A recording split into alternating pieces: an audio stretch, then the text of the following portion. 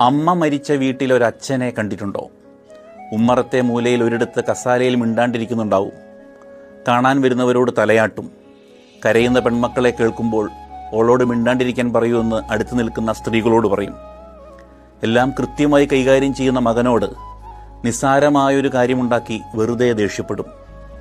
ആളൊഴിഞ്ഞ രാത്രിയിൽ വെള്ള പുതച്ച് കിടക്കുന്നവളെ കാണും തരത്തിൽ കസാലയിട്ടിരുന്ന് ഭൂതകാലത്തെ ജീവിതത്തെ ഓരോരോന്നായി ഓർത്തെടുക്കും. രാവിലെ എന്നേക്കുമായി വേർപെടും മുമ്പ് ഒന്ന് അടുത്തിരിക്കണമെന്നും ഒന്ന് തൊടണമെന്നും ഒന്ന് ഉമ്മ വയ്ക്കണമെന്നും അയാൾ അതിയായി കൊതിക്കും. അയാളോടത് ആരും ചോദിക്കുകയോ ആരും അത് മനസ്സിലാക്കുകയോ ചെയ്യില്ല. എല്ലാവരും ഉറങ്ങിക്കഴിയുമ്പോൾ വെള്ള പുതച്ച് കിടക്കുന്നവൾ അയാൾക്കരികിലെത്തുകയും വേർപിരിയലിൻ്റെ നൊമ്പരം പങ്കുവയ്ക്കുകയും കൈകൾ കോർത്തണച്ചു പിടിക്കുകയും നെറ്റിയിൽ മൃദുവായി ഉമ്മ വയ്ക്കുകയും അവരൊരുമിച്ച് പതിയെ മയങ്ങുകയും ചെയ്യും. നേരം വെളുത്താൽ ചിതയൊരുങ്ങുന്നിടത്തേക്ക് പാളിപ്പാളി നോക്കും.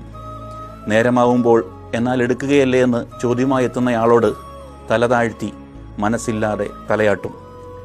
അവളെ വീടിനുള്ളിൽ നിന്നും ഇറക്കുമ്പോൾ ഉമ്മറത്തിരുന്നിടത്തു നിന്ന് അറിയാതെ അയാൾ എഴുന്നേറ്റ് നിൽക്കും.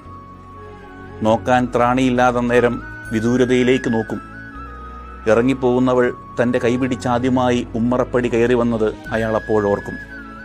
മുറ്റത്ത് അവസാന വെള്ളം കൊടുക്കുന്നവരുടെ നിര അയാൾ കാണും. കുറ്റവും കുറവും പറഞ്ഞിരുന്നവർ, പരിചരിക്കാത്തവർ.